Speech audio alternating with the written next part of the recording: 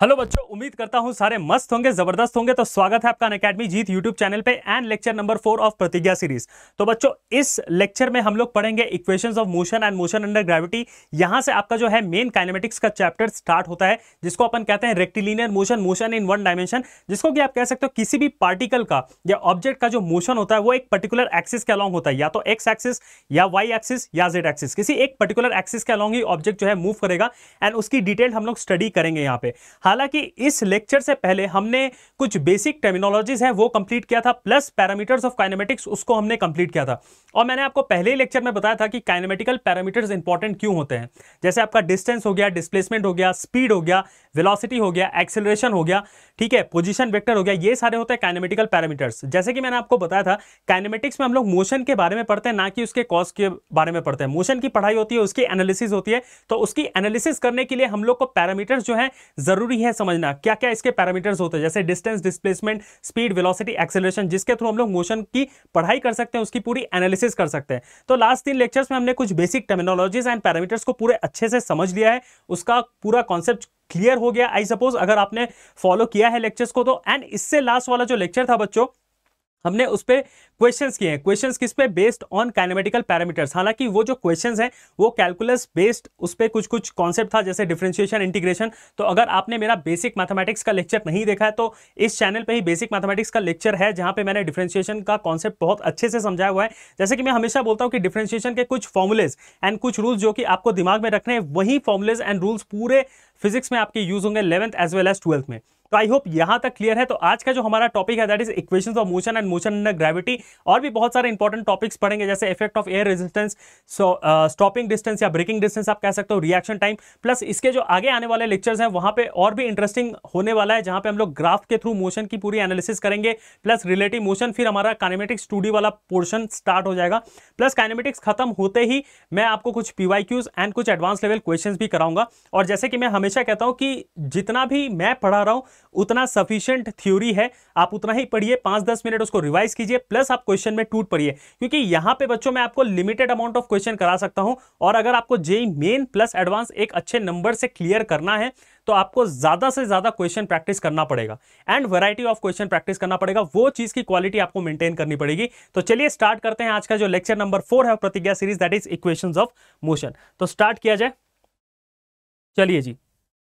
तो आज का जो हमारा ये टॉपिक है इक्वेशंस ऑफ मोशन,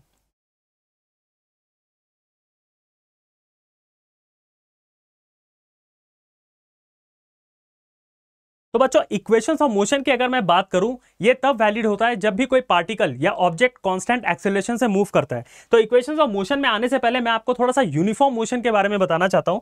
तो यूनिफॉर्म मोशन क्या होता है बच्चों? जब भी किसी पार्टिकल का या ऑब्जेक्ट का, मान लीजिए कोई स्ट्रेट लाइन में मूव कर रहा है या ट्रैवल कर रहा है, ठीक है, विद वेलोसिटी u या विद वेलोसिटी v, ठीक है, तो उसका वेलोसिटी जो है वो कांस्टेंट है विद रिस्पेक्ट टू टाइम। मतलब वेलोसिटी चेंज नहीं हो रहा है, ना ही उसका डायरेक्शन चेंज हो रहा है, ना ही उसका मैग्नीट्यूड चेंज हो रहा है, यानी कि वेलोसिटी कांस्टेंट, मतलब एक्सेलरेशन जो है 0। और इस केस में हम लोग बोलते हैं कोई भी पार्टिकल या ऑब्जेक्ट जो डिस्प्लेसमेंट कवर करता है in T time, that is equal to s is equal to ut। वो कैसे होता है वो भी अपन समझते हैं। सपोज मान लीजिए कोई भी एक पार्टिकल, जैसे यहां पे हम लोग रेक्टिलिनियर मोशन की बात कर रहे हैं, तो मान लीजिए कि कोई भी एक पार्टिकल है जो कि स्ट्रेट लाइन में ट्रेवल कर रहा है, ठीक है, या स्ट्रेट लाइन में उसका जो मोशन है वो हो रहा है। सपोज मान लीजिए कोई भी एक पार्टिकल है जिसका मोशन जो है वो स्ट्रेट लाइन में हो रहा है, कुछ इस तरीके से, ठीक है। अब स्ट्रेट लाइन में मूव कर रहा है विथ वेलोसिटी, मान लीजिए आप u, मान लेते हैं कि ये मूव कर रहा है विद वेलोसिटी u, इसका जो वेलोसिटी है वो है आपका u, ठीक है, विद वेलोसिटी u। अब अगर मैं बोलूं कि स्ट्रेट लाइन मोशन में इसका जो वेलोसिटी है वो कांस्टेंट है, that is magnitude and direction, magnitude and direction does not change किसके रेस्पेक्ट में? With respect to time. तो इसका जो वेलोसिटी है वो कांस्टेंट है। अगर इसका वेलोसिटी कांस्टेंट है तो बच्चों आप इजीली बोल दोगे कि सर इसका जो एक्सेलरेशन होगा वो 0 होगा। That is for uniform motion के केस में 1D motion, motion in a straight line, या आप इसको रेक्टिलिनियर मोशन भी कह सकते हो। तो अपन जानते हैं कि जो आपका वेलोसिटी होता है वो क्या होता है? वो होता है आपका ds अपॉन dt, यही होता है। तो ये हो जाएगा आपका ds will be equal to u dt, यही हो जाएगा। तो दोनों तरफ अगर आप इंटीग्रेशन करते हो तो ds will be equal to integral of U D T. तो यहाँ पे अगर मैं इनिशियली आर आई पोजिशन दे देता हूँ और फाइनल पोजिशन आर एफ और टाइम इज इक्वल टू 0 से लेकर टी तक, तो इसको अपन अगर इंटीग्रेट करते हैं तो ये क्या हो जाएगा हमारे पास S, that will be R final minus are initial, ठीक है। और ये हो जाएगा integral of U D T, तो इंटीग्रल ऑफ यू बाहर आ जाएगा, डी टी का हो जाएगा टी, क्योंकि वेलोसिटी तो क्या है कांस्टेंट, तो ये हो जाएगा हमारे पास में integral of T that is 0 से लेके टी तक। तो ये हो जाएगा हमारे पास में r final minus are initial equal to s equal to आपका u इंटू टी। तो किसी भी टाइम में अगर कोई एक पार्टिकल या ऑब्जेक्ट यूनिफॉर्म मोशन में है इन अ स्ट्रेट लाइन, तो किसी भी टाइम टी में उसका जो डिस्प्लेसमेंट होगा that will be equal to u into टी, ठीक है। आई होप यहाँ तक। और इसका अगर मैं ग्राफिकल एनालिसिस भी बताऊं तो अपन ग्राफिकल एनालिसिस के थ्रू भी देख सकते हैं। सपोज मान लीजिए इसकी अगर मैं एक्सेलरेशन टाइम ग्राफ की बात करूं, इसकी अगर मैं एटी कर्व की बात करूं, तो इसका जो एटी कर्व होगा वो कुछ इस प्रकार होगा, क्योंकि एक्सेलरेशन तो इसका होगा 0, तो ये हो जाएगा एटी कर्व। सिमिलरली अगर मैं इसकी वीटी ग्राफ की बात करूं, जो अपन नेक्स्ट लेक्चर में पढ़ेंगे और इसके थ्रू कैसे एनालिसिस करते हैं वो भी सारी चीजें देखेंगे, तो वीटी ग्राफ की अगर मैं बात करूं ये हो जाएगा parallel to the time axis. क्यों? क्योंकि वीटी ग्राफ का जो स्लोप है, स्लोप ऑफ वीटी ग्राफ क्या देता है, वो देता है हमें एक्सेलरेशन। तो एक्सेलरेशन 0 है, तो किसी भी कांस्टेंट का जो डेरिवेटिव होता है वो 0 होता है, तो स्लोप यानी कि क्या होता है derivative of velocity time graph give acceleration. तो ये कांस्टेंट है तो इसका जो डेरिवेटिव हो जाएगा वो हो जाएगा 0। अगर मैं डिस्टेंस टाइम ग्राफ की बात करूं तो डिस्टेंस टाइम ग्राफ कुछ इस प्रकार होगा, ये डिस्प्लेसमेंट टाइम ग्राफ, क्योंकि ये यूनिफॉर्म मोशन है।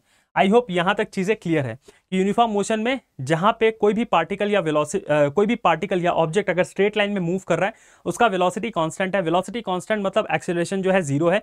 उस केस में जो पार्टिकल है टी टाइम में उसका डिस्प्लेसमेंट कितना हो जाएगा, यूटी हो जाएगा। आई होप यहां तक क्लियर है चीजें। तो चलिए अगर यहां तक क्लियर है, अब स्टार्ट करते हैं इक्वेशंस ऑफ मोशन। तो इक्वेशंस ऑफ मोशन की बात अगर मैं करूं बच्चों, तो वो तब वैलिड होता है जब भी कोई पार्टिकल या ऑब्जेक्ट कांस्टेंट एक्सेलरेशन से मूव करता है, यानी कि पार्टिकल एक्सेलरेट कर रहा है, स्पीड उसका इंक्रीज हो रहा है, लेकिन एक्सेलरेशन कांस्टेंट से कांस्टेंट है, मतलब चेंज नहीं हो रहा है। जैसे अपन बोलते हैं ना वेलोसिटी कांस्टेंट है। सपोज मान लो कि अभी बज रहे हैं आपके 11, तो इनिशियली मैंने स्टार्ट किया सपोज मान लो 10 मीटर पर सेकंड से, 2 घंटे के बाद भी अगर मेरा वेलोसिटी 10 मीटर पर सेकंड है along a particular direction east, तो उस केस में मैं क्या बोलूंगा कि जो मेरा वेलोसिटी है वो कांस्टेंट है, वो चेंज नहीं हो रहा है। सिमिलरली अगर ड्यूरिंग द एंटायर जर्नी किसी भी पार्टिकल या किसी भी ऑब्जेक्ट का एक्सेलरेशन सपोज मान लो वो ड्यूरिंग द एंटायर जर्नी उसका एक्सेलरेशन 20 मीटर पर सेकंड स्क्वायर ही है, वो चेंज नहीं किया, that means the particle is moving with constant acceleration, मतलब एक्सेलरेट कर रहा है, वो स्पीड इंक्रीज है लेकिन कांस्टेंट यूनिफॉर्म है, उसका चेंज नहीं हो रहा है मैग्नीट्यूड एंड डायरेक्शन। तो उस केस में ही इक्वेशंस ऑफ मोशन जो है वैलिड है। अब अगर मैं बोलूं इस केस में सपोज मान लीजिए कि कोई एक कार है, ठीक है, इसको समझेंगे अच्छे से। अब सपोज मान लीजिए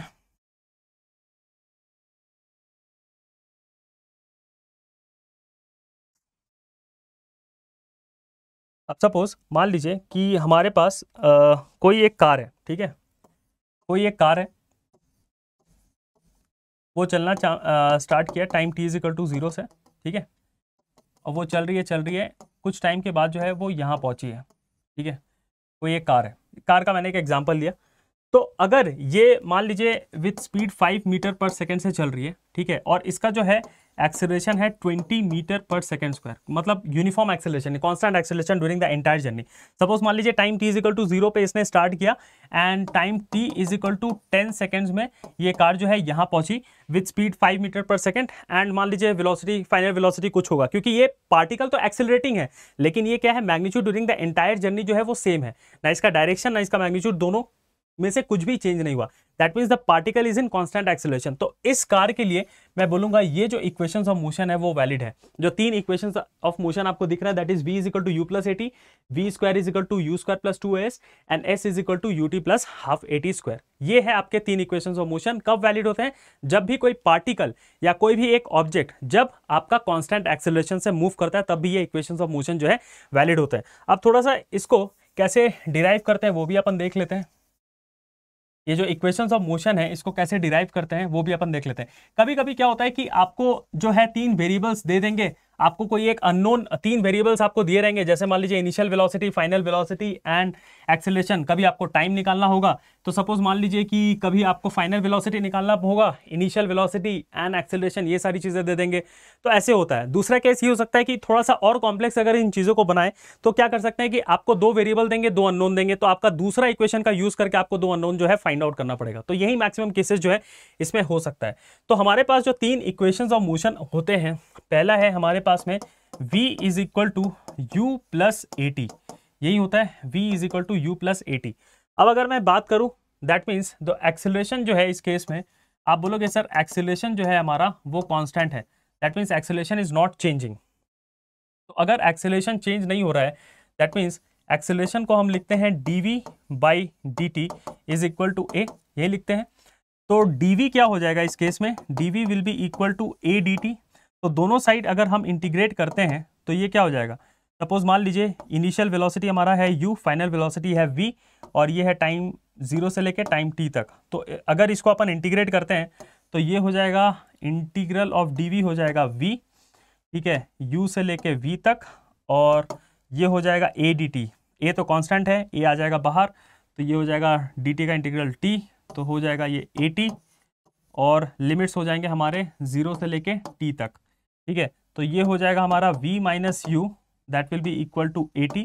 तो ये हो जाएगा v is equal to you plus at, जो आपका पहला इक्वेशन ऑफ मोशन है। आई होप ये यहाँ तक क्लियर है कि आपका पहला इक्वेशन ऑफ मोशन जो है वो कैसे डिराइव होता है। तो ये जो पहला इक्वेशन ऑफ मोशन है ये तो हो गया। अब आपको दूसरा इक्वेशन ऑफ मोशन डिराइव करना है, that is s is equal to U T plus half A T square. तो आप उस चीज को कैसे डिराइव करेंगे, तो चलिए देखते हैं। पहला इक्वेशन ऑफ मोशन क्या है, v is equal to you plus A t है। अब दूसरे इक्वेशन को अगर हमें डिराइव करना है तो वो अपन कैसे करेंगे देखते हैं। तो चलिए देखते हैं उस चीज को। चलिए जी,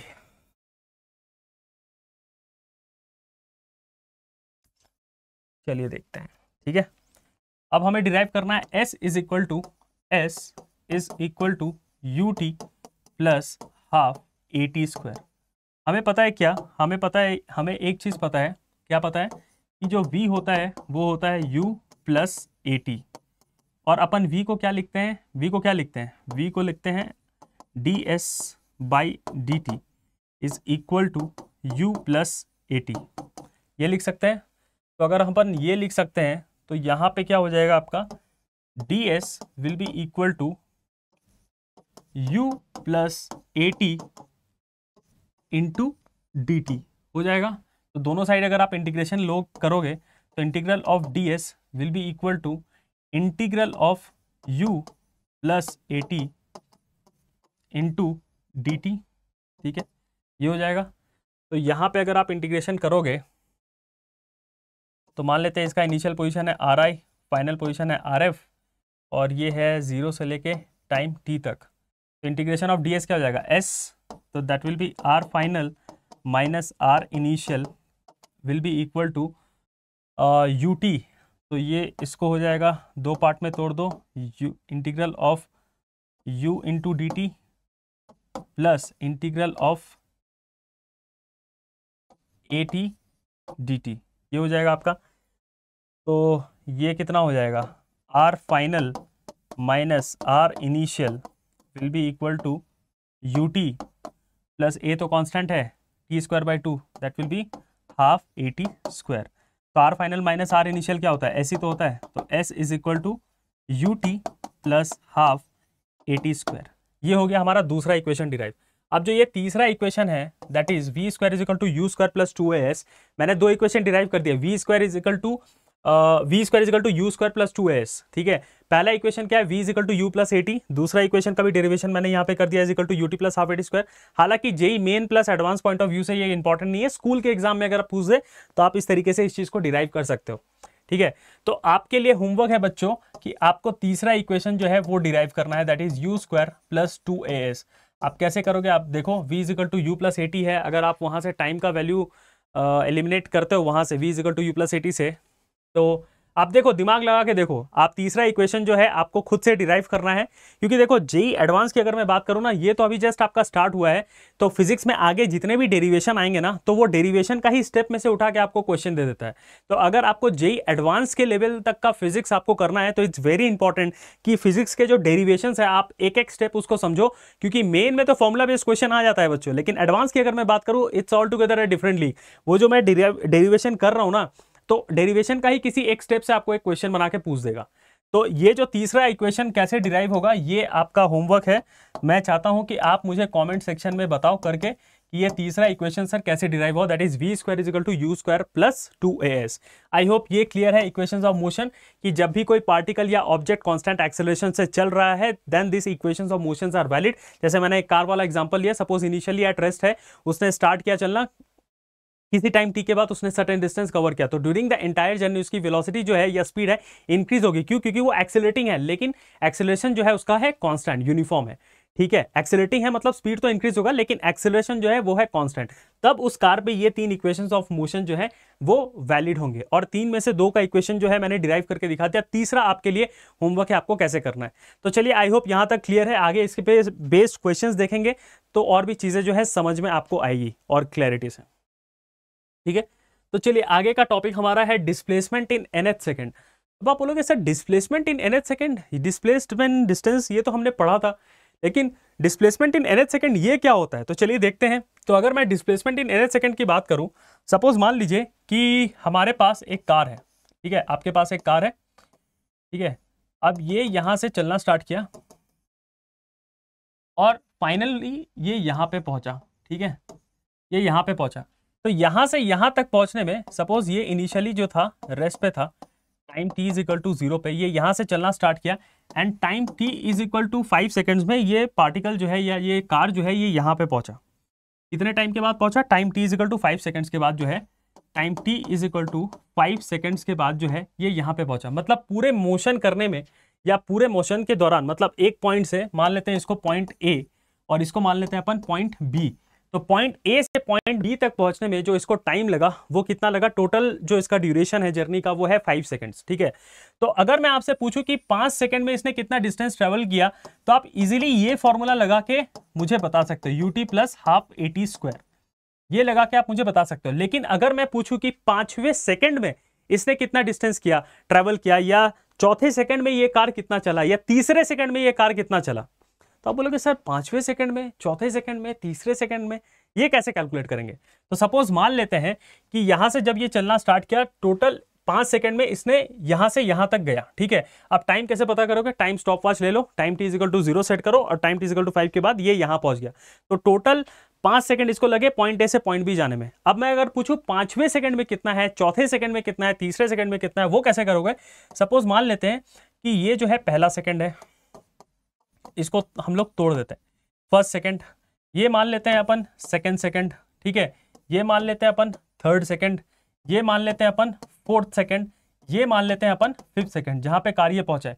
तो मुझे सिर्फ यहां का पता करना है कि 5वें सेकंड में कार ने कितना डिस्टेंस या डिस्प्लेसमेंट कवर किया, या मैं आपसे पूछ दूं कि चौथे सेकंड में कार ने कितना डिस्टेंस या डिस्प्लेसमेंट कवर किया, या मैं आपसे पूछ दूं कि सेकंड सेकंड में कार ने कितना डिस्टेंस या डिस्प्लेसमेंट जो है वो कवर अप किया है। ठीक है, अब 5वां सेकंड क्या होता है? 5वां सेकंड जो होता है वो होता है 4 से लेके 5 तक, 4th second to 5th second. चौथे सेकंड की अगर मैं बात करूं तो वो होता है 3rd से लेके 4th तक। सेकंड सेकंड की अगर मैं बात करूं तो वो होता है 1st से लेके 2nd तक। फर्स्ट सेकंड की अगर मैं बात करूं तो वो होता है 0 से लेके 1 तक। तो अगर मैं इसको टाइम वाइज स्प्लिट कर दूं तो ये हो जाएगा time t is equal to 0। Similarly अगर मैं, ये हो जाएगा मेरा time t is equal to 1, ये हो जाएगा मेरा time t is equal to 2, ये हो जाएगा मेरा time t is equal to 3, ये हो जाएगा मेरा time t is equal to 4, ये हो जाएगा मेरा time t is equal to 5। मतलब जो पहला सेकंड होता है, फर्स्ट सेकंड, वो होता है 0 से लेके 1 तक, 0 सेकंड टू 1 सेकंड। जो सेकंड सेकंड होता है वो 1 सेकंड टू 2 सेकंड होता है। जो थर्ड सेकंड होता है वो सेकंड टू थर्ड सेकंड होता है। जो फोर्थ सेकंड होता है, चौथा सेकंड, वो 3 टू 4 होता है। और जो फिफ्थ सेकंड होता है वो होता है 4 टू 5 सेकंड्स। आई होप यहां तक क्लियर है। अब 5वें सेकंड में आपको अगर डिस्टेंस और डिस्प्लेसमेंट निकालना है तो वो हो जाएगा आपका S5 will be equal to S5 minus S4। मतलब कैसे कि वो S5 मतलब 5वें सेकंड में उसने कितना डिस्टेंस ट्रेवल किया या डिस्प्लेसमेंट ट्रेवल किया, तो वो आपको S5 माइनस S4 करके निकालना पड़ेगा। तो अगर मैं पूछूं कि 5 सेकंड में उसने कितना डिस्टेंस ट्रेवल किया 5 सेकंड में, तो 5 सेकंड वाला आप इसके लिए क्या लगा दोगे? अगर मैं पूछूं 5 सेकंड में उसने कितना डिस्टेंस ट्रेवल किया, that will be S is equal to UT plus half AT square. ठीक है, तो ये जो फॉर्मूला होता है अगर 5 सेकंड के लिए है तो यहाँ पे आप t के जगह क्या पुट करोगे? 5 पुट करोगे। ठीक है, और अगर मैं पूछूं कि 4 सेकंड में उसने कितना डिस्टेंस ट्रेवल किया, तो टाइम t इक्वल टू 4, तो S5 में कितना हो जाएगा? S5 minus S4। तो ये जो S5 में उसने कितना चला प्लस S4 तक कितना चला, that will B S5 minus S4। तो आप बोलोगे सर ये कोई जेनरिक तरीका से आप बताओ, ये तो ठीक है चलो कि 5 सेकंड में कितना चला वो तो अपन कवर कर लेंगे, लेकिन जनरल तरीके से ये जो अपने फॉर्मूला लिखा है u plus a by 2 into 2n minus 1, कुछ जेनरिक तरीके से बताओ ताकि हमें समझ में आए। तो चलिए जेनरिक तरीके से इसको देखते हैं कि कैसे कर सकते हैं। तो चलिए सपोज आपका ही मैं एग्जाम्पल ले लेता हूँ बच्चों, ठीक है, तो चीज़ें और क्लियर हो जाएंगी। तो कुछ नहीं है, 5th सेकंड मतलब 4th सेकंड से लेके 5th सेकंड तक, 4th सेकंड मतलब 3rd से लेके 4th तक, यही होता है डिस्प्लेसमेंट इन nth सेकंड। ठीक है, तो चलिए देखते हैं इसको अपन कैसे करते हैं। आई होप यहां तक क्लियर है, यहां तक चीज़ें जो है आपको समझ में आ रही है, बहुत इंपॉर्टेंट है, तो ये चीज़ें आपको समझना बहुत ज़रूरी है। तो अगर मैं बात करूं, सपोज मान लेते हैं कि आप यहाँ पे हो, ठीक है, आप हो यहाँ पे और आप जो है यहाँ से टुक टुक टुक टुक टुक टुक टुक टुक टुक टुक टुक टुक यहाँ से यहाँ तक पहुँच गए। आप हो यहाँ पे और टुक टुक करके आप यहाँ से यहाँ तक पहुँच गए। ठीक है, तो सपोज मान लो ये हो गया आपका पहला सेकंड, ये हो गया आपका दूसरा सेकंड, ये हो गया तीसरा सेकंड, ये हो गया चौथा सेकंड, ये हो गया आपका 5वां सेकंड। मैं अगर आपसे पूछूं कि 5वें सेकंड में आपने कितना डिस्टेंस या डिस्प्लेसमेंट कवर किया, आप इनिशियली यहाँ पे मैं बोल देता हूँ time t is equal to 0 और आपका जो स्पीड है मान लेते हैं 2 मीटर पर सेकेंड है।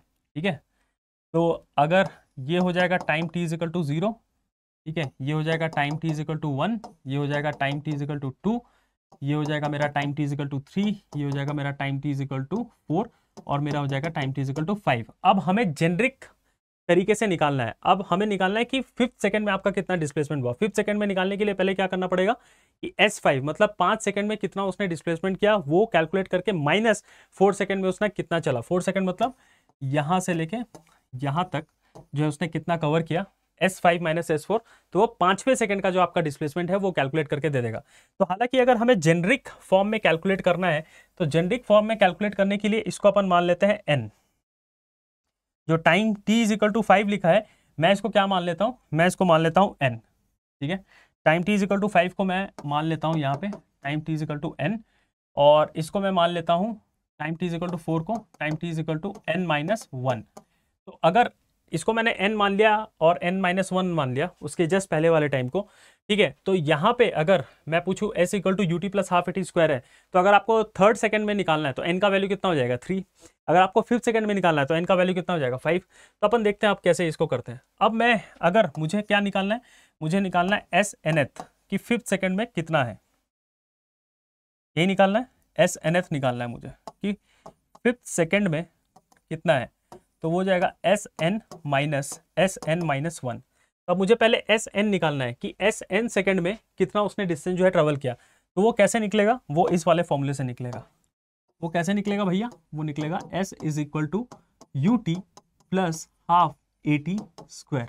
तो यहाँ पे T जो है वो N के बराबर हो जाएगा। तो चलिए देखते हैं, SNth will be equal to UN plus half AN square, ये हो जाएगा।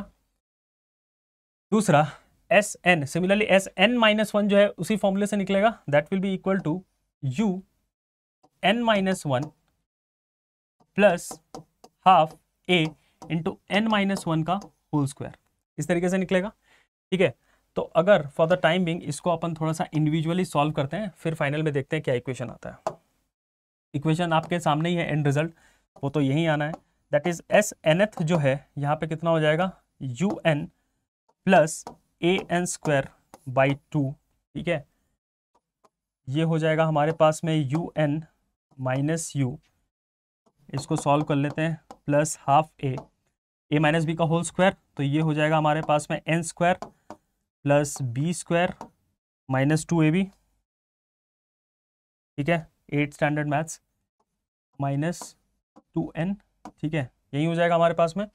तो इसको जब अपन फर्दर सॉल्व करेंगे तो ये हो जाएगा S nth will be equal to U N plus A N square by 2 minus, अब ये क्या हो जाएगा, अब हो जाएगा U N minus U plus half A N square plus half A minus, ये हो जाएगा आपका माइनस हाफ ए इंटू 2n। तो यहाँ पे 2 कैंसिल हो जाएगा, ये हो जाएगा माइनस का an, ठीक है। तो इसको जब अपन ऊपर लेके जाएंगे तो चलिए इसको सॉल्व करते हैं, ऊपर तो सॉल्व करते हैं। बेसिकली nth सेकंड में जो इसका फॉर्मूला है उसको अपन डिराइव कर रहे हैं, मतलब 5th सेकंड 4th सेकंड इसमें कितना डिस्प्लेसमेंट या डिस्टेंस कवर करेगा, वही चीज़ अपन इसको कंप्यूट करने की कोशिश कर रहे हैं, ठीक है। तो चलिए यहाँ पे एस एन एथ की अगर मैं बात करूं तो ये हो जाएगा U N plus U N plus A N square by 2, ठीक है, माइनस का ये कितना हो जाएगा माइनस यू एन। तो ये हो जाएगा, यहाँ पे अब ब्रैकेट हटा देता हूँ तो सॉल्व हो ही गया है। तो N square plus 1 minus U N, calculation में बच्चों देख लेना, ठीक है, minus U N plus U minus plus minus, minus हो जाएगा हाफ ए एन स्क्वायर, ठीक है, minus plus minus half A, और प्लस का हो जाएगा हमारे पास में ए एन। तो ये जो इक्वेशन आपको दिख रहा है यहाँ पे यू एन से माइनस यू एन गया, यू एन से माइनस यू एन कैंसिल हो गया, प्लस एन स्क्वायर बाई 2 से ये कैंसिल हो गया। हमारे पास बचा क्या, हमारे पास एस एन एथ के लिए बचा, हमारे पास एस एन एथ के लिए क्या बचा, हमारे पास बचा u minus A by 2 plus A N, नहीं बचा। तो यहाँ से अगर आप कॉमन लेते हो, यहाँ से अगर आप कॉमन, ये सारे स्टेप्स मिटा रहा हूँ, ठीक है, आप खुद से भी प्रैक्टिस करके देखना। तो यहाँ से अगर आप a कॉमन लेते हो एस एन एथ, तो यहाँ से अगर आप a कॉमन लेते हो तो ये हो जाएगा 1/2, ठीक है, प्लस माइनस माइनस n। फिर आप अगर एलसीएम लोगे तो ये कितना बन जाएगा u माइनस ए, ठीक है, 1 2 2, तो एलसीएम हो जाएगा 2 1 1 माइनस ट्वाइस n, ठीक है, 1 माइनस ट्वाइस n बाई 2, ये हो जाएगा u minus A into 1 minus twice n by 2। तो यहाँ पे अगर इसको लिखे फिर तो u माइनस ए बाई 2, तो ये हो जाएगा u minus A plus twice n by 2 cancel होके फाइनली जो स्टेप आएगा इसको आप ऐसे भी कर सकते हो, फिर u minus A by 2 1 minus 2n, ठीक है। ये मैं 2-3 स्टेप्स स्किप कर रहा हूँ, आप इसको करके देखना, बहुत ही आसान है, बट एलसीएम का खेल है, कुछ नहीं है। 1 माइनस 2n, ठीक है। तो इसको जब अपन सॉल्व करेंगे, माइनस साइन को अगर आप कॉमन लोगे तो माइनस साइन को कॉमन लेने से ये जो है आपका इक्वेशन डिराइव होकर आ जाएगा। यहाँ से माइनस साइन कॉमन लोगे तो ये आपका एस एन एथ जो है वो आ जाएगा u plus A by 2 into 2n minus 1, ठीक है। तो ये डेरिवेशन जो मैंने करवाया ये स्कूल पॉइंट ऑफ व्यू से है, ठीक है। जेई मेन और एडवांस में आपको कोई पूछेगा नहीं, ये फॉर्मूला आपको दिमाग में रखना है, इसके बेस डायरेक्ट क्वेश्चन आएंगे, सवाल आएंगे, ठीक है। मेन में ही आ सकते हैं, एडवांस में तो आई गेस आ भी सकता है, नेवर नो, बट मेन में तो आएगा ही आएगा इससे रिलेटेड। तो डिस्प्लेसमेंट इन nth सेकंड, मतलब सपोज मान लीजिए कि कोई भी एक पार्टिकल है जो यहाँ से यहाँ तक जा रहा है, ठीक है, ये पहला सेकंड है, ये दूसरा सेकंड है, ये तीसरा सेकंड है, ये चौथा सेकंड है, ये पांचवा सेकंड है, ठीक है। तो जो पहला सेकंड होगा वो होगा 0 सेकंड से लेके 1 तक, जो दूसरा सेकंड होगा वो होगा 1 से लेके 2 सेकंड तक, जो तीसरा सेकंड होगा वो सेकंड से 3rd सेकंड तक होगा, जो चौथा सेकंड होगा वो 3rd सेकंड से 4th सेकंड तक होगा, जो पांचवा सेकंड होगा वो 4th सेकंड से 5 सेकंड तक होगा।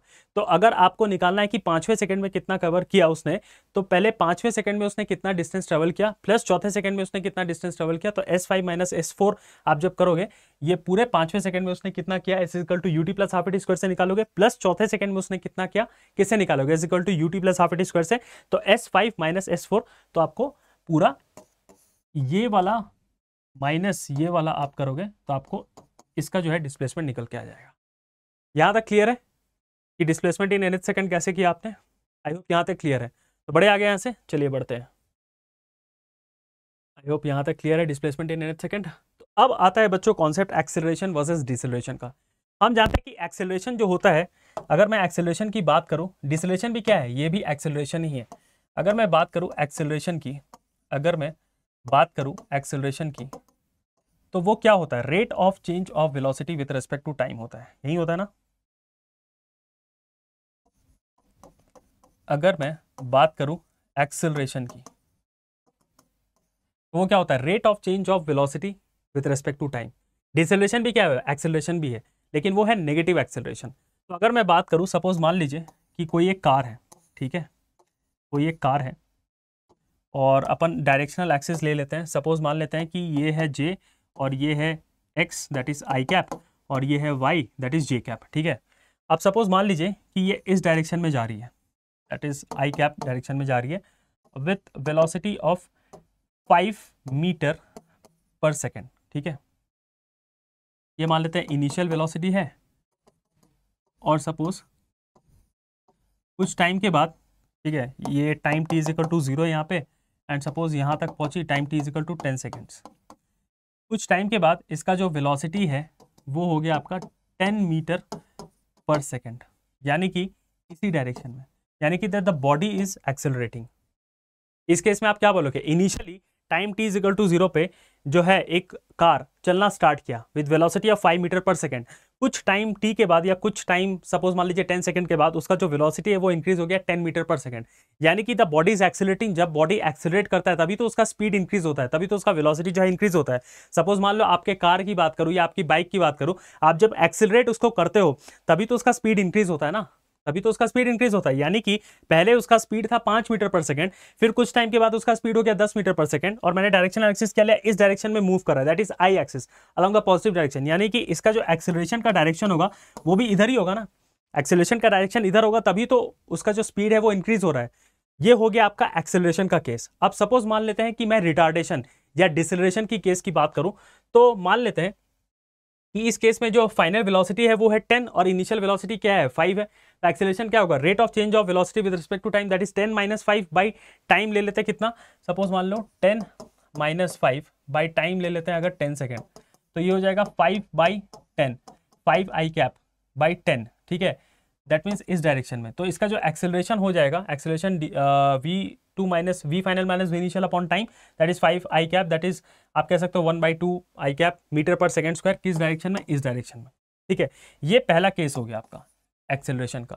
और दूसरा केस अगर मैं डिसेलरेशन की बात करूं, तो चलिए देखते हैं डिसेलरेशन की अगर मैं बात करता हूं तो वो डिसेलरेशन क्या होता है। अगर मैं बात करता हूं डिसेलरेशन की, डिसेलरेशन की अगर मैं बात करता हूं तो सपोज मान लीजिए यही सेम एग्जांपल अपन लेते हैं या दूसरा एक एग्जांपल लेते हैं। सपोज मान लीजिए कि डिसेलरेशन की अगर मैं यहाँ पे बात करूँ तो एक कार है हमारे पास, ठीक है, कार है, ठीक है, वो चलना स्टार्ट की with speed 10 metre per second. कुछ टाइम के बाद जो कार है हमारे पास उसका जो वेलोसिटी है वो हो जाता है 5 मीटर पर सेकेंड, यानी कि मैं यहाँ पे क्या देख रहा हूँ, उसका जो स्पीड है वो डिक्रीज हो रहा है, जो स्पीड है इज डिक्रीजिंग। तो यहाँ पे मैं लिख सकता हूँ कि स्पीड इज डिक्रीजिंग, क्या लिख सकता हूँ कि speed is decreasing, speed is decreasing, speed is decreasing. तो स्पीड इज डिक्रीजिंग मतलब क्या हुआ, इसी डायरेक्शन में पहले 10 मीटर पर सेकंड था, 5 मीटर पर सेकंड हो गया, मतलब स्पीड जो है वो डिक्रीज हो रहा है, यानी कि जो एक्सेलरेशन का डायरेक्शन है वो इस तरफ है, ठीक है। तो इसी को अपन कहते हैं डिसेलरेशन, इसी को क्या कहते हैं अपना, डिसेलरेशन, ठीक है।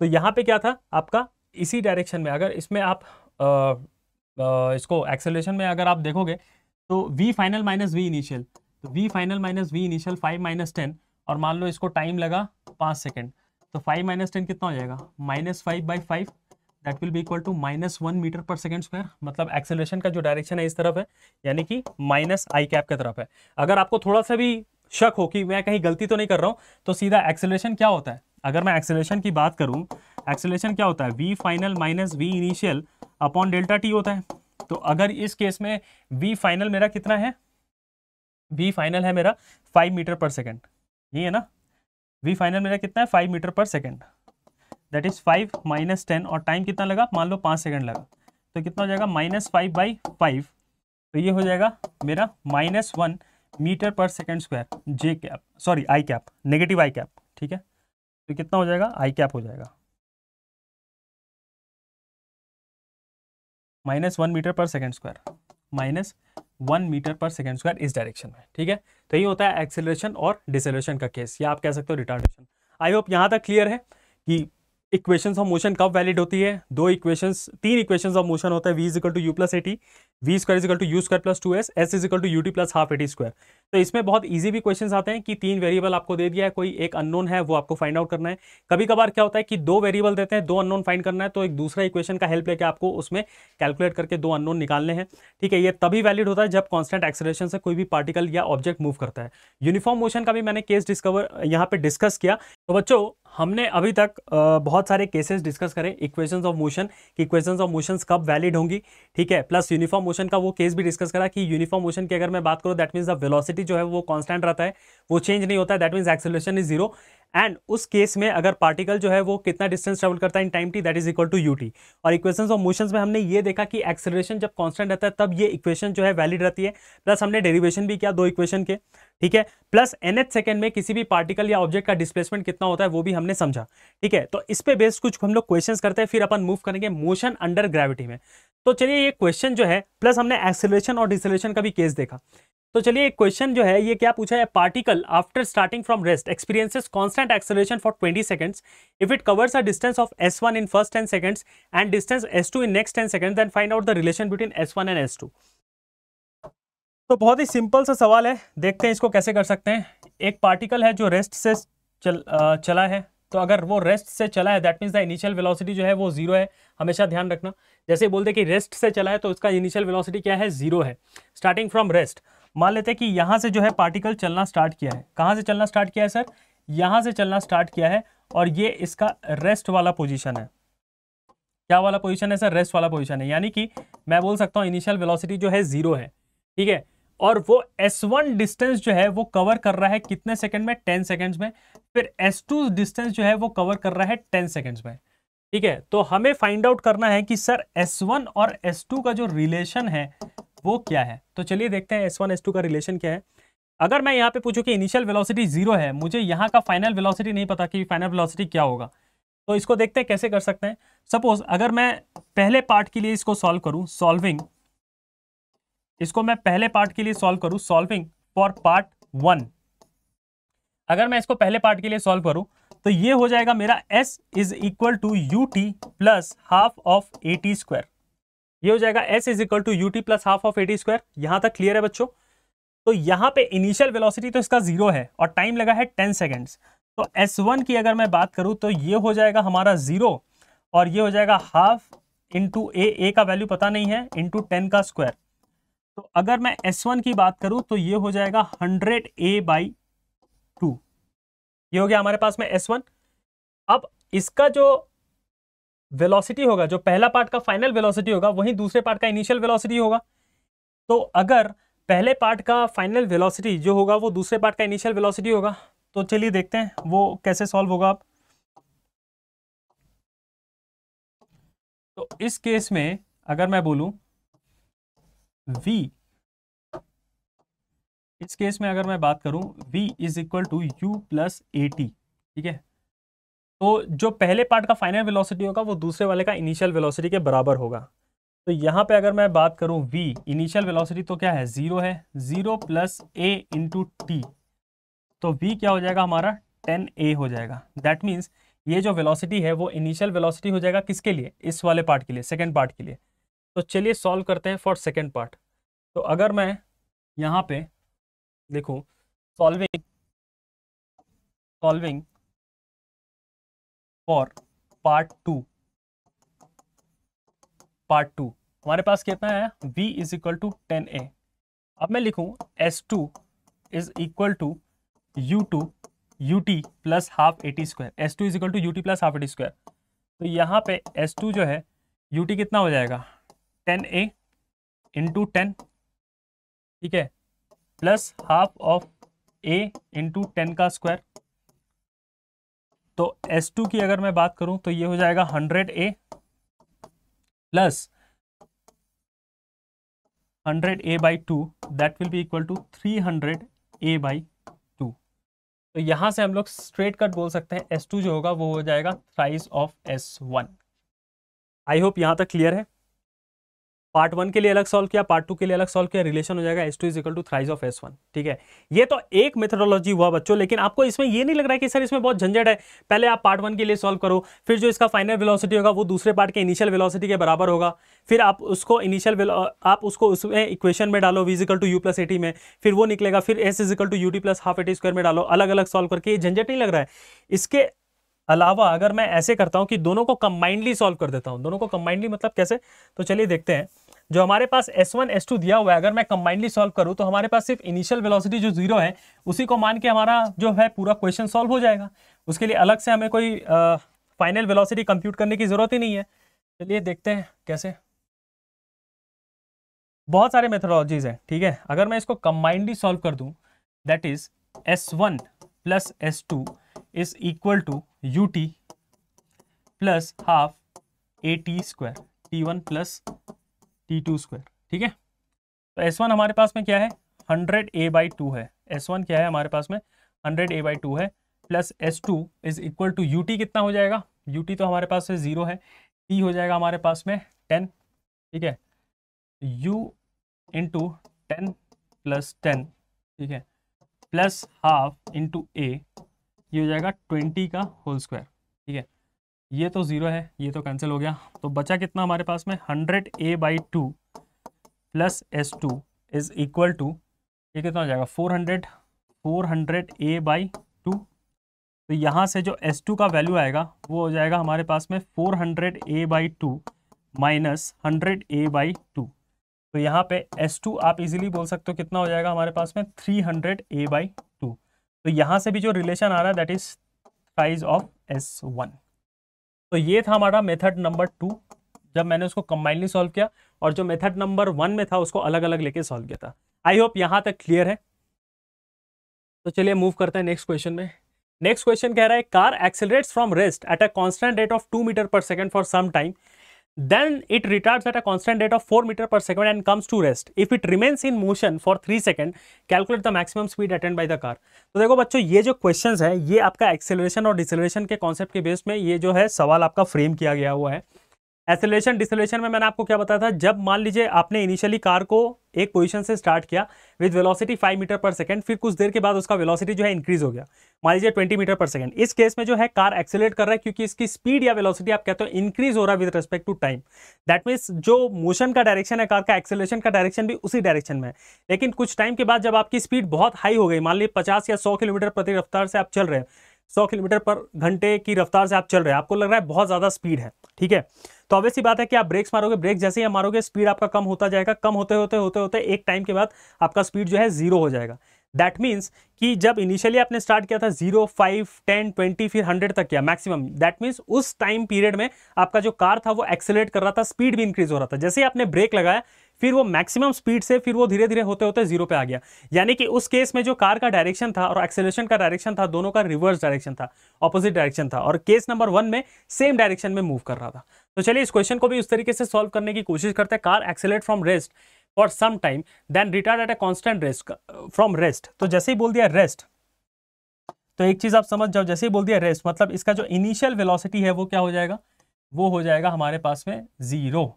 यानी कि ये जो है यहाँ से रेस्ट पे है, ठीक है, ये यहाँ पे रेस्ट पे है, यानी कि मैं कह सकता हूँ इसका जो इनिशियल वेलोसिटी है वो कितना हो जाएगा, 0 हो जाएगा। ठीक है, then retard at a constant rate of and comes to rest and if it remain for 3 seconds, if it remains in motion का जो इसका ड्यूरेशन है वो है 3 सेकेंड्स का। ठीक है, मान लेते हैं कि जब ये एक्सेलरेट कर रहा था 2 मीटर पर सेकेंड स्क्वायर से, इसका जो स्पीड है वो इंक्रीज हो रहा था, इंक्रीज हुआ, मान लेते हैं ये मैक्सिमम स्पीड है। फिर जब ये डिसेलरेट कर रहा था इसका स्पीड जो है वो कम होता गया, एक टाइम के बाद ये 0 पे आ गया। दैट मीन्स इस दौरान जो इसका एक्सेलरेशन था इस टाइम पीरियड के लिए वो था 2 मीटर पर सेकेंड स्क्वायर। और इस टाइम के लिए जब ये डिसेलरेट कर रहा था, इसका स्पीड कम हो रहा था, ये था 4 मीटर पर सेकेंड स्क्वायर। ठीक है, यानी कि मैं यहाँ पे ये कंक्लूड कर सकता हूँ कि इस पॉइंट पे जो है, इस पॉइंट पे आप बोलोगे इसका था मैक्सिमम स्पीड। इस पॉइंट पे आप क्या बोलेंगे, इसका था मैक्सिमम स्पीड। बिल्कुल हाँ, ठीक है। तो यहाँ पे था 2 metre per second square. Calculate the maximum speed attained by the car if it remains in motion for 3 second. अगर ये पूरा मोशन का ड्यूरेशन 3 सेकंड का है, ठीक है, अगर मैं इसको मान लेता हूँ t, तो ये हो जाएगा मेरे पास t-3। ठीक है, तो चलिए देखते हैं फर्स्ट पार्ट के लिए अगर मैं सॉल्व करता हूँ पार्ट नंबर 1। तो पार्ट नंबर 1 के लिए अगर अपन सॉल्व करें तो यहाँ पे जो इक्वेशन आता है हमारा v is equal to u plus A T. ठीक है, यहाँ पे अगर आप, तो यहाँ पे इसका फाइनल वेलोसिटी तो पता नहीं, इनिशियल वेलोसिटी तो है 0, फाइनल वेलोसिटी होगा ये वाला। ठीक है, तो इसका जो फाइनल वेलोसिटी होगा वो दूसरे पार्ट के इनिशियल वेलोसिटी, वो दूसरे पार्ट का इसका इनिशियल वेलोसिटी हो जाएगा। ठीक है, तो अगर मैं final velocity v is equal to 0 plus A कितना है 2 इंटू टी, तो ये v1 हो जाएगा मेरे पास 2t। ठीक है, और यही होगा दूसरे वाले पार्ट के इनिशियल वेलोसिटी के बराबर। मतलब ये जो फाइनल वेलोसिटी हमने कंप्यूट किया पहले वाले पार्ट के लिए, ये फाइनल वेलोसिटी ये दूसरे वाले पार्ट के इनिशियल वेलोसिटी के बराबर होगा। तो इसको अपन लिख सकते हैं v1 is equal to u2। ठीक है, तो v1 is equal to u2 अगर लिखते हैं एंड सॉल्विंग फॉर पार्ट 2, तो चलिए देखते हैं कि पार्ट 2 के लिए अगर इसको सॉल्व करते हैं तो ये कैसे होगा। सॉल्विंग फॉर पार्ट 2, ठीक है, तो चलिए जी, solving for part 2, solving for part 2। तो पार्ट 2 के लिए अगर अपन सॉल्व करें इसको, v1 is equal to u2 है, तो हो जाएगा v is equal to u plus A T. तो v1 जो है वो u2 के बराबर है। फाइनल वेलोसिटी इसका कितना होगा पता नहीं है। ठीक है, इसको मान लेते हैं 0 होगा, 0 ही होगा ना। फाइनल वेलोसिटी कितना होगा, 0 होगा। रिटार्ड कर रहा है मतलब एक टाइम के बाद ये रेस्ट पे आ जाएगा, 0 हो जाएगा। और ये अगर मैं पूछूं इसका जो इनिशियल वेलोसिटी होगा that will be is equal to 2t। तो इसको मैं मान लेता हूँ u2 ही मान लेता हूँ, u2 ही मान लेता हूँ, प्लस -4 इंटू t-3। ठीक है, तो ये हो जाएगा हमारे पास में u2 प्लस का, अगर मैं देखूँ -4t, ठीक है, प्लस 12, ये हो जाएगा। तो ये हो जाएगा हमारे पास में कितना, इसको अगर अपन सॉल्व करेंगे तो u2 -4t प्लस 12 हो जाएगा, 12 माइनस 4t। ठीक है, तो ये हो जाएगा हमारे पास में, अगर मैं बात करूं तो ये हो जाएगा 12 minus 4t is equal to u2, ये हो जाएगा। और हमें क्या पता था, हम जानते थे according to the given situation v1 is equal to u2। ठीक है, तो v1 is equal to u2 अगर है तो इसको अगर इससे इक्वेट कर देते हैं 2t is equal to 12 minus 4t, तो ये हो जाएगा आपका कितना, ये हो जाएगा आपका 6t इज इक्वल टू 12, तो t is equal to 2 seconds. अगर t is equal to 2 seconds है तो इसका वैल्यू यहाँ पे सब्स्टिट्यूट कर दो। v1 कितना आया था 2t, तो v1 is equal to 2 into 2 that is equal to 4 metre per second. ठीक है, तो what is the maximum speed attained by the car is 4 metre per second. कैसे, यहाँ पे देखो इनिशियली जो है कार रेस्ट से स्टार्ट किया, रेस्ट से अगर स्टार्ट किया तो इसका जो इनिशियल वेलोसिटी होगा वो कितना हो जाएगा 0। ठीक है, तो जब रेस्ट से स्टार्ट किया कांस्टेंट रेट से एक्सेलरेट कर रहा था 2 मीटर पर सेकंड स्क्वायर, मतलब जब बॉडी एक्सेलरेटिंग है इसका स्पीड जो है वो इंक्रीज होगा। इंक्रीज होते होते होते होते मान लो जैसे मैंने आपको बोला कि आप पहुंचा दिए 100 तक, फिर आपको लग रहा है कि स्पीड बहुत ज़्यादा है तो आपने ब्रेक सप्लाई किया, तो ऑब्वियसली बात है कि धीरे धीरे ब्रेक सप्लाई होते होते स्पीड कम होगा, एक पॉइंट में 0 हो जाएगा। यानी कि जब ये स्पीड होता गया, इंक्रीज करता गया, फिर यहाँ पे आके इसको रियलाइजेशन हुआ कि स्पीड बहुत ज़्यादा हो गया, फिर इसने ब्रेक्स लगाए, धीरे धीरे यहाँ पे 0 पे आ गया। तो इनिशियली ये 0 से स्टार्ट किया था, यहाँ पे मैक्सिमम स्पीड था, फिर ब्रेक्स लगाए, फिर यहाँ पे ये डिसलेट होते होते 0 पे आ गया। ठीक है, तो जब मैं यहाँ पे पूछूं कि जो duration of the entire motion था वो था हमारा कितना 3 सेकंड्स का, और एक्सेलरेट कर रहा था 2 मीटर पर सेकंड स्क्वायर से पहले पार्ट के लिए, दूसरे पार्ट में डिसेलेट कर रहा था 4 मीटर पर सेकंड स्क्वायर से। तो मैं मैक्सिमम स्पीड अगर यहाँ पे कैलकुलेट करना है तो सबसे पहले तो हम इसका फाइनल वेलोसिटी कंप्यूट करेंगे। फाइनल वेलोसिटी जो इसका होगा वो दूसरे वाले पार्ट के इनिशियल वेलोसिटी के बराबर होगा। ठीक है, तो हमने वही किया, v is equal to you plus AT, तो v1 हमारा आया 2t के बराबर। तो जो v1 होगा वो u2 के बराबर होगा, मतलब जो दूसरा फेज है या दूसरा पार्ट का इनिशियल वेलोसिटी के बराबर होगा। तो जब उसको हमने v is equal to U two plus AT से सॉल्व किया तो हमारे पास टाइम निकल के आया 2 सेकेंड्स। ठीक है, फिर इस टाइम को जब इसमें सब्स्टिट्यूट किए v1 इजिकल टू 2t में, तो मैक्सिमम स्पीड कितना था, मैक्सिमम स्पीड था 4 metre per second. I hope यहां तक क्लियर है। तो चलिए नेक्स्ट क्वेश्चन देखते हैं। नेक्स्ट क्वेश्चन क्या है, ये सारे इक्वेशंस ऑफ मोशन और जो हमने अभी तक पढ़ा है डिस्प्लेसमेंट इन नैनो सेकंड, उसका भी क्वेश्चन मैं कराऊंगा। ठीक है, तो क्वेश्चन है हमारा, a car moving with a speed of 50 kilometre per hour can be stopped by brakes after at least 6 metre. If the same car is moving at a speed of 100 kilometre per hour, calculate the minimum stopping distance कितना होगा। ठीक है, तो चलिए देखते हैं।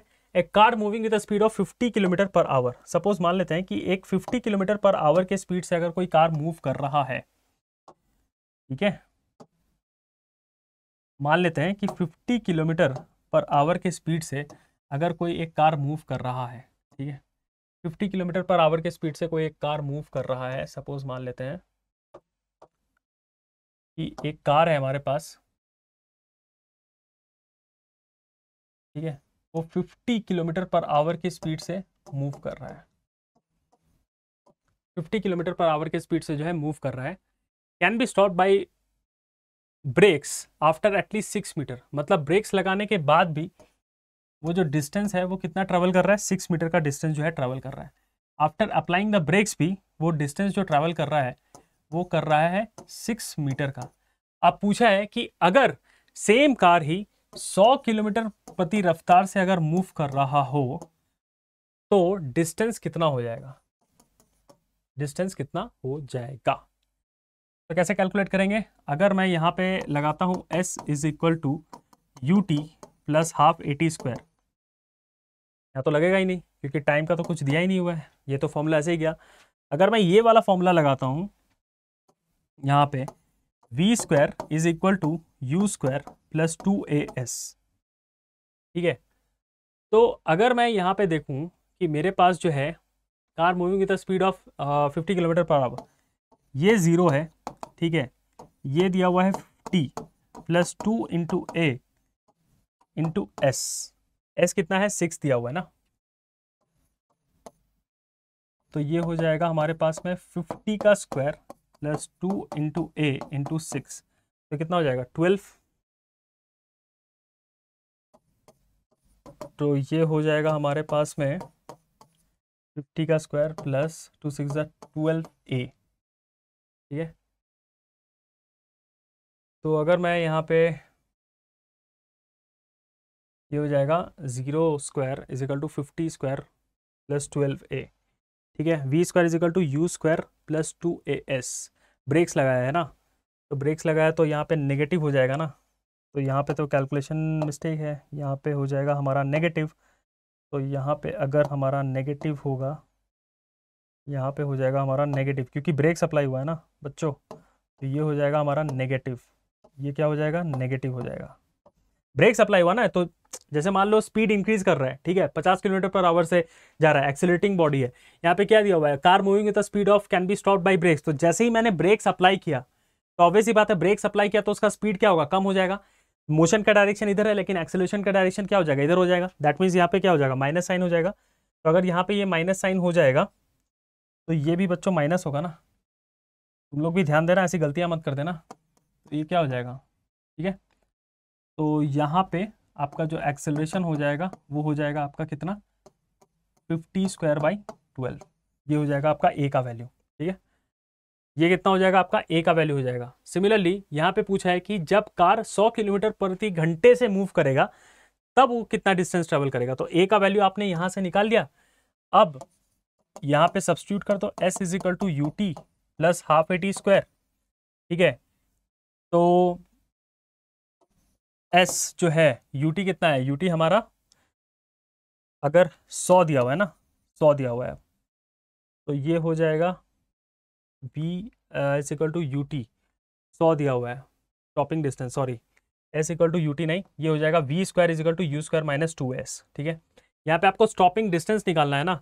Stopping distance क्या होता है बच्चों? स्टॉपिंग डिस्टेंस एक कॉन्सेप्ट अभी हालांकि क्वेश्चन दे दिया, बट इसके भी और भी अच्छे क्वेश्चंस होते हैं। स्टॉपिंग डिस्टेंस होता है, सपोज मान लो आप एक कार ड्राइव कर रहे हो अभी, ठीक है, 50 किलोमीटर पर आवर के रफ्तार से आप अपने कार को ड्राइव कर रहे हो, आपने अचानक से ब्रेक मारा, तो जैसे ही आप ब्रेक मारे, ब्रेक मारने के बाद वो जहां पे जाके रुका, सपोज मान लो कि आपकी कार है, आप यहाँ पे बैठे हो, ठीक है, आपने, आपकी कार की स्पीड है मान लो अभी 50 किलोमीटर पर आवर, आपने यहाँ पे ब्रेक सप्लाई कर दिया, तो ब्रेक सप्लाई करने के बाद ये मान लो यहाँ पे जाके रुका, तो यहाँ तक जो इसने डिस्टेंस कवर किया x, तो इसी को कहते हैं अपन स्टॉपिंग डिस्टेंस, इसी को कहते हैं अपन स्टॉपिंग डिस्टेंस या ब्रेकिंग डिस्टेंस। तो क्वेश्चन में आपको यही पूछा है कि car moving with the speed of 50 kilometre per hour can be stopped by applying a brakes after at least 6 metre. तो 50 किलोमीटर पर आवर के स्पीड से जो कार ट्रैवल कर रहा है, उस पर जब अपन ब्रेक मारते हैं तो वो 6 मीटर की दूरी तय करता है, तो ब्रेक्स लगाने के बाद, तो ये 6 मीटर क्या इसका स्टॉपिंग डिस्टेंस है। तो पूछा है कि सेम कार अगर 100 किलोमीटर प्रति आवर के रफ्तार से मूव करेगा तो उसको कितना डिस्टेंस ट्रेवल करना पड़ेगा, ठीक है। तो यहां से हमने क्या किया, सबसे पहले s is equal to UT plus half eighty square निकाला। यहाँ पे टाइम तो कुछ दिया नहीं हुआ है तो ये क्वेश्चन होगा नहीं, तो हमने निकाला v is equal to you square minus 2s। Minus क्यों? क्योंकि यहाँ पे ब्रेक्स हमने अप्लाई किया, ब्रेक्स अप्लाई किया तो स्पीड क्या होगा, कम, यानी कि मोशन का डायरेक्शन अगर इधर होगा तो एक्सेलरेशन का डायरेक्शन इधर होगा, मतलब डिसेलरेट कर रहा है या रिटार्ड कर रहा है। तो यहाँ पे हमने निकाला, तो यहाँ पे हमारा एक्सेलरेशन का वैल्यू है 50 स्क्वायर बाई 12। तो यही चीज अगर आप दूसरे वाले पार्ट के लिए सॉल्व करोगे, यू स्क्वायर माइनस 2as, तो ये हो जाएगा u कितना है, 100 है, माइनस ट्वाइस इंटू 50 का स्क्वायर इंटू s, यही हो जाएगा आपका। तो v स्क्वायर कितना हो जाएगा, ये तो 0 होगा, फाइनल वेलोसिटी तो कितना हो जाएगा, 0 हो जाएगा, रुक ही जाएगा ना, ब्रेक्स मारा है तो रुक जाएगा। 100 स्क्वायर माइनस 2 इंटू 50 का whole square by 12 into s, 12 into s, तो ये हो जाएगा। तो अगर इस पूरे को यहां ले जाता हूं मैं, शिफ्ट कर देता हूं, 2 इंटू 50 का whole square by 12 into s is equal to 100 का स्क्वायर। तो यहाँ से एस आप इजीली कंप्यूट कर लोगे, तो एस आप करके बताओगे मुझे कितना आएगा। और सबसे पहली बात तो ये देख लेना भाई कि स्टॉपिंग डिस्टेंस मीटर में दिया हुआ है, ठीक है, और मैंने यहाँ पे स्पीड दिया हुआ है 50 किलोमीटर पर आवर। मैंने आपको बताया था कि किलोमीटर पर आवर से अगर आपको मीटर पर सेकेंड में कन्वर्ट करना है तो आप 5/18 से मल्टीप्लाई करोगे। तो भैया सबसे पहले मैंने आपको ये कॉन्सेप्ट बता दिया है, आपको ये क्वेश्चन सॉल्व करके मुझे आंसर बताना है, इसका जो डिस्टेंस होगा अगर वो 100 किलोमीटर पर आवर से जा रहा है तो कितना होगा। देखो यहाँ पे v is equal to you plus 80 नहीं ले सकते, क्यों? क्योंकि हमारे पास यहाँ पे इनिशियल वेलोसिटी दिया हुआ है, यहाँ पे हमारे पास एक्सेलरेशन नहीं दिया हुआ है, टाइम भी नहीं दिया हुआ है, तो वो 2 अननोन हो जाएगा, 3 अननोन हो जाएगा, ठीक है, तो वहाँ पे बड़ा मुश्किल हो जाएगा कैलकुलेट करना। लेकिन अगर मैं यहाँ पे v square is equal to you square plus 2as लूँ, तो यहाँ पे मेरे पास डिस्टेंस दिया हुआ है, ठीक है, सिमिलरली मेरे पास इनिशियल वेलोसिटी दिया हुआ है, तो यहाँ पे एक्सेलरेशन का वैल्यू लेके दूसरे पार्ट के इक्वेशन में मैं सब्स्टिट्यूट करूंगा तो वहाँ पे मेरे पास डिस्टेंस निकल जाएगा। लेकिन अगर मैं v is equal to you plus 80 वाला इक्वेशन लेता हूँ या s is equal to UT plus half 80 square वाला इक्वेशन लेता हूँ, तो वहाँ पे मेरे पास क्या हो जाएगा कि टाइम का कंस्ट्रेंट आ जाएगा, और टाइम यहाँ पे दिया नहीं हुआ है, तो वहाँ पे चीज़ें दिक्कत हो जाएगी करने के लिए, इसलिए हमने इस इक्वेशन को यूज में लिया, v square is equal to you square plus 2s। तो 50 किलोमीटर पर आवर है, ये चीज़ मैंने ध्यान नहीं दिया बच्चों, इसको पहले आप मीटर पर सेकंड में कन्वर्ट करेंगे, ठीक है, कि कितना मीटर पर सेकंड से जा रहा था, फिर आप इस क्वेश्चन को सॉल्व करेंगे। हालांकि कॉन्सेप्ट जो है यही कॉन्सेप्ट से आप सॉल्व कर सकते हैं, ठीक है। और stopping distance and braking distance मैं नेक्स्ट क्लास में पढ़ाऊंगा, s is equal to you square upon 2a, ठीक है, आप उसके फॉर्मूले से भी इस क्वेश्चन को जो है सॉल्व कर सकते हैं, उस क्वेश्चन से भी आप इस चीज़ को जो है सॉल्व कर सकते हैं, ठीक है। आई होप यहाँ तक क्लियर है, आई होप यहाँ तक आपको क्लियर होगा, ठीक है ना। स्टॉपिंग डिस्टेंस मतलब क्या होता है, सपोज मान लो कि आपकी कार 50 किलोमीटर पर आवर से चल रही है, आपने अचानक से ब्रेक लगाया, ब्रेक लगाने के बाद उसने कितना डिस्टेंस ट्रेवल किया before coming to rest, it is called as the stopping distance. एक होता है स्टॉपिंग टाइम, एक होता है स्टॉपिंग डिस्टेंस। स्टॉपिंग डिस्टेंस का जो फॉर्मूला होता है that is s equal to you square upon 2a, उसको नेक्स्ट क्लास में अपन देखेंगे अच्छे से, और कुछ क्वेश्चंस भी प्रैक्टिस करेंगे उस पर, ठीक है। तो चलिए मूव करते हैं अपन मोशन अंडर ग्रेविटी। तो मोशन अंडर ग्रेविटी क्या होता है? मोशन अंडर ग्रेविटी, सपोज मान लीजिए कि किसी भी ऑब्जेक्ट या पार्टिकल का आप फ्री फॉल करा दो, या सपोज मान लो कि ये मैं पेन को छोड़ूंगा, तो पेन को छोड़ूंगा तो ये कहाँ नीचे गिरेगा, क्यों गिरेगा? Because under the influence of gravity, ठीक है, ग्रेविटेशनल पुल है अर्थ का, जो अट्रैक्ट करता है हर पार्टिकल को अपने तरफ। जो जैसे ही मैं पेन को यहाँ पे छोड़ूंगा तो ये जो पेन है वो नीचे गिर जाएगा, ठीक है। तो यहाँ पे भी जो आपका मोशन अंडर ग्रेविटी वाला केस भी है, that is based on constant acceleration. मतलब जो भी कोई पार्टिकल या ऑब्जेक्ट कांस्टेंट एक्सेलरेशन से मूव कर रहा होता है मोशन अंडर ग्रेविटी, एक पर्टिकुलर एक्सिस में, एक पर्टिकुलर डायमेंशन में, एक पर्टिकुलर एक्सिस में हो रहा है ना। सपोज मान लो कि अगर मैं यहाँ पे छोड़ रहा हूँ तो इसको मान लेते हैं नेगेटिव वाई एक्सिस, मतलब इस डायरेक्शन में हो रहा है, या तो ऊपर जाएगा या तो नीचे आएगा। सपोज मान लो कि अगर मैं इस पेन को ऐसे फेंकता हूँ ऊपर, ऊपर जाएगा, फिर कुछ टाइम के बाद नीचे आ जाएगा, राइट। तो मोशन अंडर ग्रेविटी अगर तुम ऊपर भी फेंकोगे तो कुछ टाइम तक ऊपर जाएगा, लेकिन अल्टीमेटली इसको आना नीचे है। क्यों? क्योंकि अर्थ का जो ग्रेविटेशनल पुल है इसको अट्रैक्ट कर रहा है, और ड्यू टू ग्रेविटी इफेक्ट या ग्रेविटेशनल पुल ऑफ अर्थ हर बॉडी जो है नीचे जाएगा under the influence of gravity. तो वही होता है मोशन अंडर ग्रेविटी। एंड यहाँ पे भी आपके इक्वेशंस ऑफ मोशन वैलिड होते हैं। कौन कौन से? वो सारे इक्वेशंस ऑफ मोशन जो है वैलिड होते हैं। That is v is equal to u plus A T, ठीक है। v square minus u square is equal to twice of a s, और s is equal to U T plus half of A T square, ठीक है। और यहाँ पे difference बस यही होता है कि जो आपका डिस्टेंस और डिस्प्लेसमेंट है, distance and displacement is replaced by height, distance and displacement is replaced by height, यही आपका डिफरेंस है। h से वो रिप्लेस हो जाएगा, और जो आपका एक्सेलरेशन है वो रिप्लेस हो जाएगा आपका एक्सेलरेशन ड्यू टू ग्रेविटी से। दैट इज जो gravitational pull of earth, that is the value of acceleration due to gravity is 9.8 metre per second square. Equations आपके ये सारे वैलिड होंगे। द ओनली डिफरेंस इज कि distance and displacement is replaced by height, और acceleration is replaced by acceleration due to gravity, और बाकी सारी चीज जो स्पीड वेलोसिटी है वो सारी चीज सेम रहेगी। और मोशन अंडर ग्रेविटी के जब आप क्वेश्चंस करोगे ना, आप हमेशा एक कोऑर्डिनेट एक्सिस बना लेना। कोऑर्डिनेट एक्सिस में सपोज मान लो कि अगर आप ऊपर, जब आप किसी ऑब्जेक्ट को फेंक रहे हो, तो अगर ऊपर के तरफ अगर आप पॉजिटिव लोगे तो नीचे की तरफ माइनस होगा, ये पॉजिटिव लोगे तो ये माइनस होगा। कोई कोई लोग ऐसे भी करते हैं कि ऊपर की तरफ पॉजिटिव, नीचे की तरफ नेगेटिव। तो अगर आप ऊपर की तरफ पॉजिटिव मान रहे हो तो हर चीज को, वेलोसिटी, डिस्प्लेसमेंट, हाइट, वेलोसिटी हो गया, एक्सेलरेशन हो गया, हर चीज को आपको पॉजिटिव मानना होगा, और नीचे की तरफ हर एक चीज को आपको नेगेटिव मानना होगा, ठीक है। और अगर आप ऊपर की तरफ नेगेटिव मान रहे हो तो हर एक चीज को नीचे की तरफ आपको पॉजिटिव मानना होगा। तो अगर आप ऊपर की तरफ पॉजिटिव मान रहे हो तो यहाँ पे एक्सेलरेशन जो होगा वो भी पॉजिटिव होगा, वेलोसिटी होगा वो भी पॉजिटिव होगा, जो हाइट होगा वो भी पॉजिटिव होगा। और नीचे की तरफ अगर आप नेगेटिव मान रहे हो तो एक्सेलरेशन भी नेगेटिव, वेलोसिटी भी नेगेटिव, हाइट भी नेगेटिव। और ये तीन इक्वेशन जो है यहाँ पे वैलिड है। बस यही याद रखना है कि डिस्टेंस डिस्प्लेसमेंट जो है हाइट से रिप्लेस हो जाता है, एक्सेलरेशन जो है एक्सेलरेशन ड्यू टू ग्रेविटी से रिप्लेस हो जाता है, ठीक है। आई होप यहां तक क्लियर है। और यहां पे डिस्प्लेसमेंट इन nth सेकेंड भी वही फॉर्मूला लगेगा जो आपका नॉर्मल केस में लगता था। तो वो जो s nth है वो आपका रिप्लेस हो जाएगा h nth से, वो हो जाएगा आपका u plus a by 2 2n minus 1, ठीक है। वो सारी चीज़ें यहाँ पे जो है अप्लाइड होगी। तो अब नेक्स्ट क्लास में बस यही है आपका मोशन अंडर ग्रेविटी। तो अभी इस लेक्चर को यहीं तक रखते हैं। इसके बाद हम लोग मोशन अंडर ग्रेविटी के कुछ क्वेश्चंस करेंगे साइन कन्वेंशन के साथ, plus effect of air resistance देखेंगे, स्टॉपिंग डिस्टेंस, एंड कोशिश करेंगे कि हम ग्राफिकल पोर्शन में स्टार्ट कर दे ग्राफिकल पोर्शन को, क्योंकि उसी से हमारा पूरा मोशन का जो है डिटेल्ड एनालिसिस होगा। उसके बाद हम लोग शिफ्ट कर जाएंगे आपका motion in 2 dimension, that is relative and projectile. तो हार्डली और 4 लेक्चर में आपका बच्चों पूरा काइनेमेटिक्स खत्म हो जाएगा। एक बार काइनेमेटिक्स खत्म हो जाने के बाद हम लोग कुछ अच्छे सवाल लेके आएंगे जहां पे जो आपके पीवाईक्यूज होंगे मेन प्लस एडवांस, तो उससे आपकी चीजें और भी क्लियर हो जाएंगी। और अगर आपने प्रैक्टिस अभी तक स्टार्ट नहीं किया तो कृपया करके प्रैक्टिस स्टार्ट कर दीजिए, क्योंकि जब तक आप प्रैक्टिस नहीं करेंगे तब तक आपको कॉन्सेप्चुअल क्लैरिटी जो है नहीं आएगी चैप्टर में। तो आज का सेशन हम यहीं तक रखते हैं। Till then good luck, let's crack it. Thank you.